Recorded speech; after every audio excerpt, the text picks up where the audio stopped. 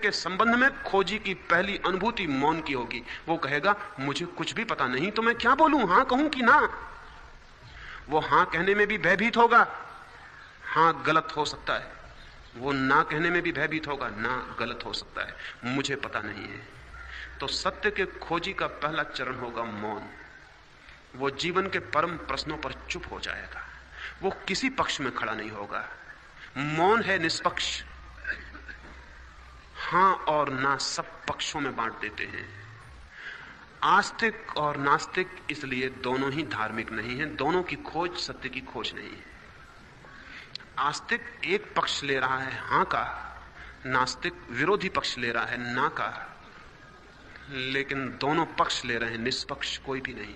और सत्य की खोज वो कर सकता है जो निष्पक्ष है, अनप्रेजुडिस्ड, जिसके मन में किसी पक्ष ने कोई स्थान नहीं बनाया है, जो कहता है मुझे मालूम नहीं इसलिए मैं किसी पक्ष में कैसे सम्मिलित हो जाऊं।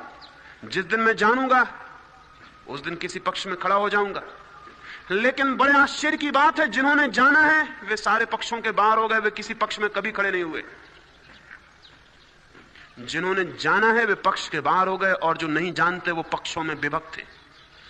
सत्य की खोज की हत्या इसलिए दुनिया में हो गई कि सत्य के नाम पर पक्ष बन गए। सत्य का कोई पक्ष नहीं है, सत्य का कोई मत नहीं है, सत्य का कोई पंथ नहीं है, सत्य का कोई संप्रदाय नहीं है, सत्य का कोई धर्म नहीं है। लेकिन सारी मनुष्यता विभक्त है पंथों में, धर्मों में, पक्षों में, मतों में, फिलोसफीज में, सिस्टम्स में। सारी दुनिया विभक्त है। हर आदमी ने कोई पक्ष बना लिया है, और जिस आदमी ने पक्ष बना लिया है वो असत्य के रास्ते पर जा चुका, उसकी सत्य तक यात्रा नहीं हो सकती। सत्य की तरफ जाने के लिए चाहिए निष्पक्ष चित्त, अनप्रेजुडिस्ड माइंड, एक ऐसी चेतना जो कहे कि मुझे पता नहीं है इसलिए मैं किसी पक्ष में कैसे विभक्त हो सकता हूं, जो कहे कि मैं हिंदू नहीं हूं, जो कहे कि मैं मुसलमान नहीं हूं, जो कहे कि मैं जैन नहीं हूं, क्योंकि मुझे पता नहीं कि सत्य क्या है तो मैं कैसे निर्णायक हो जाऊं कि मैं कहां हूं और कौन हूं। जो कहे कि मैं आस्तिक नहीं, नास्तिक नहीं, जो मनुष्य इतनी हिम्मत जुटाता है इस बात को कहने की कि मैं अज्ञानी हूं, मुझे कोई पता नहीं है, मैं कैसे पक्ष ले सकता हूं। पक्ष लेने के लिए ज्ञानी मान लेने की जरूरत है अपने आप को, और इसलिए मैं कहता हूं पक्ष मनुष्य को असत्य की यात्रा पर ले जाता है। पक्ष में सम्मिलित होने का मतलब यह है कि मैंने यह स्वीकार कर लिया कि मैं जानता हूं, तभी तो पक्ष लिया जा सकता है।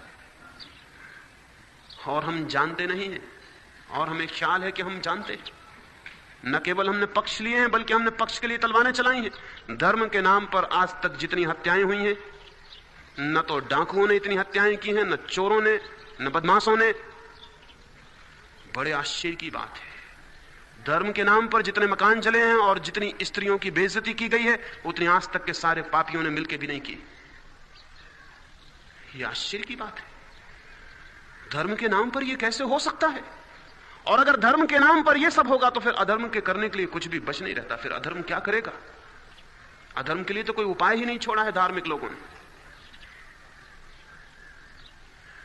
यह हो सका है धर्म के नाम पर इसीलिए कि हमने धर्म को पंथ समझा है, पक्ष समझा है। धर्म का पक्ष और पंथ से कोई भी संबंध नहीं है।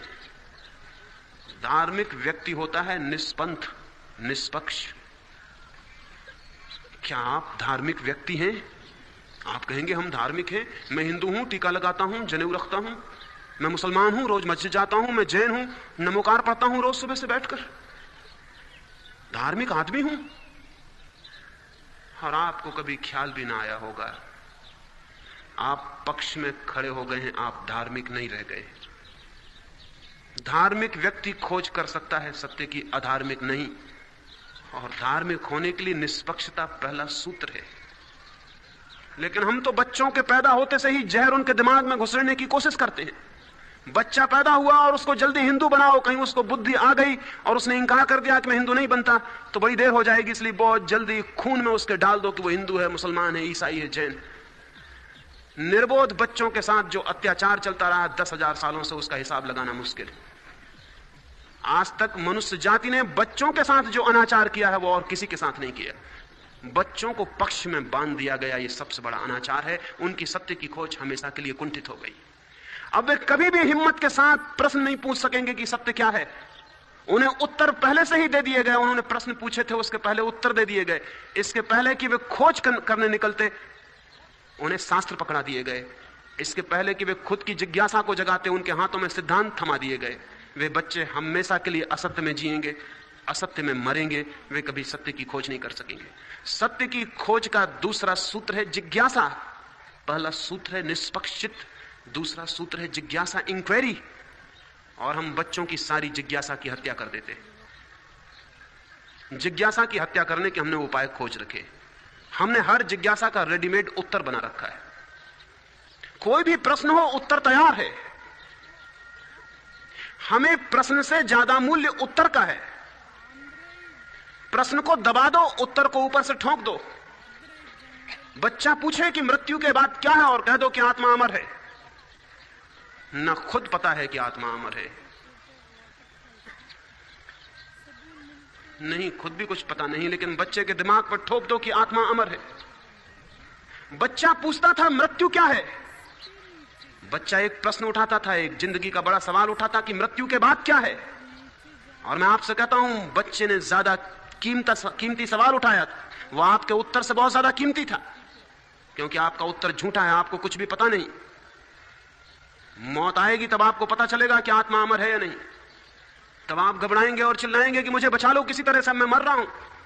तब आपको पता चलेगा कि वो आत्मा की अमरता की जो मैं बात कहता था, जानता नहीं था, सुना हुआ था, सुन लिया था, दोहरा रहा था। और दोहरा भी सिर्फ इसलिए रहा था कि मौत का बहुत मन में डर था, तो अपनी हिम्मत जुटा रहा था कि नहीं, आत्मा अमर है, आत्मा अमर है, आत्मा अमर है, मैं नहीं मरूंगा। ये हिम्मत जुटा रहे थे। अंधेरी गली में आदमी निकलता है तो हरे राम कहने लगता है, घबराहट की वजह से, डर की वजह से। ये मत समझ लेना कि धार्मिक जोर जोर से चिल्ला के वो ये भ्रम पैदा करता है कि मैं डरा हुआ नहीं हूं, लेकिन उसका जोर से चिल्लाना बताता है कि वो डरा हुआ है। डरा हुआ नहीं होता तो हरे राम चिल्लाने की भी कोई जरूरत नहीं थी।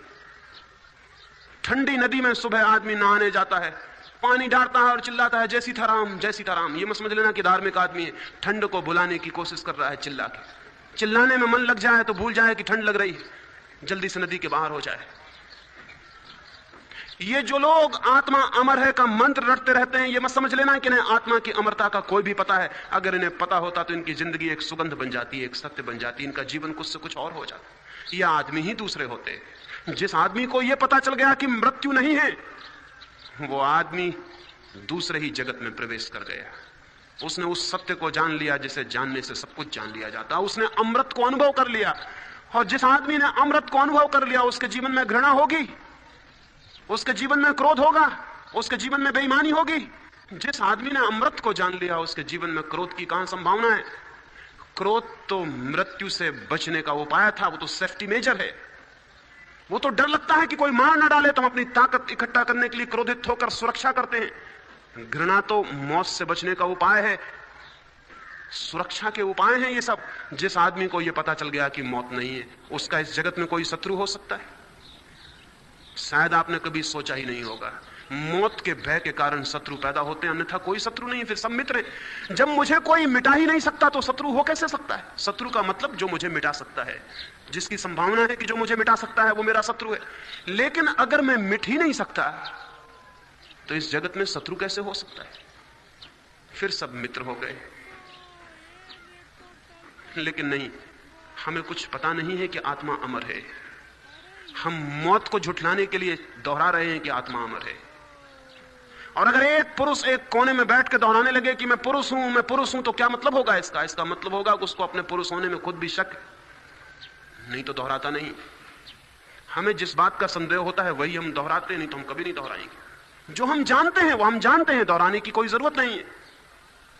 मंदिरों में, आश्रमों में लोग बैठे हैं, वो कहते हैं कि मैं तो अजर अमर आत्मा हूं। सुबह से मंत्र रट रहे हैं कि मैं अजर अमर आत्मा हूं, मैं अजर। पागल हो गए हैं। अगर तुम्हें पता चल गया है कि तुम अजर अमर आत्मा हो तो ये बकवास क्यों जारी किए हो? ये किसको सुनाने के लिए चला रहे हो? ये किस लिए दोहरा रहे हो?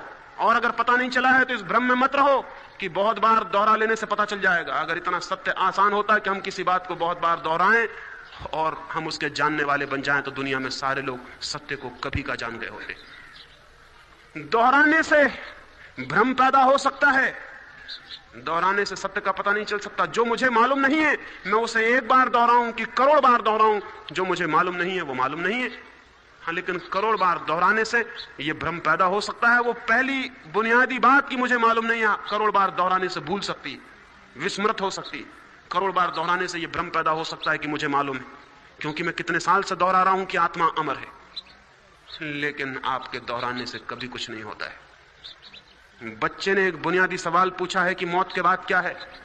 अगर आपको मालूम नहीं है तो अपने अज्ञान को स्वीकार कर लें, यह बच्चे के साथ हित और मंगल होगा और बच्चे की जिज्ञासा को बढ़ाने में सहयोगी होगा। और बच्चे को कहें कि मुझे पता नहीं, मैं भी खोज रहा हूं और अब तक जान नहीं सका हूं, तुम भी खोजना। और खोजने के पहले भूल से भी कभी मान मत लेना, क्योंकि जो मान लेता है उसकी खोज बंद हो जाती है। जो मान लेता है उसकी खोज बंद हो जाती है। जिज्ञासा का अर्थ है बिलीफ नहीं, विश्वास नहीं, श्रद्धा नहीं। जिज्ञासा का अर्थ है पूरे प्राणों की यह चेष्टा कि मैं जानना चाहता हूं कि क्या है सत्य जीवन का, क्या है रहस्य जीवन का, क्या है छिपा इस सारे जगत में, इस सारी प्रकृति में, कौन है छिपा, इस दृश्य के भीतर कौन अदृश्य है, इस शरीर के भीतर कौन अशरीरी है, इन शब्दों के भीतर कौन सा सत्य है, इन फूलों के भीतर कौन सा सौंदर्य है, इस सारे जीवन और जगत के भीतर क्या है छिपा, उसे मैं जानना चाहता हूं, मैं जानना चाहता हूं। और अगर मुझे जानना है तो मुझे उधार बातों से बच जाने की जरूरत है। लेकिन मनुष्य जाति के पाखंड में उधार बातों ने बहुत बड़ा हाथ जोड़ाया है। कृष्ण को पता है कि सत्य क्या है, बुद्ध को पता है कि सत्य क्या है, उनको पता है, और हम उनके शब्दों को दोहरा रहे हैं और सोच रहे हैं हमें भी पता हो जाए। उधार है वे शब्द बासे और मृत। जिसे पता है उसके शब्दों में प्राण होते हैं, लेकिन जैसे ही वे शब्द हमारे पास आते हैं निष्प्राण हो जाते हैं। हमारे पास शब्द ही आते हैं, अनुभव पीछे छूट जाता है। एक कवि समुद्र की यात्रा पर गया हुआ था। सुबह ही जब समुद्र के तट पर पहुंचा और उसने आकाश की तरफ उठती हुई झागदार लहरों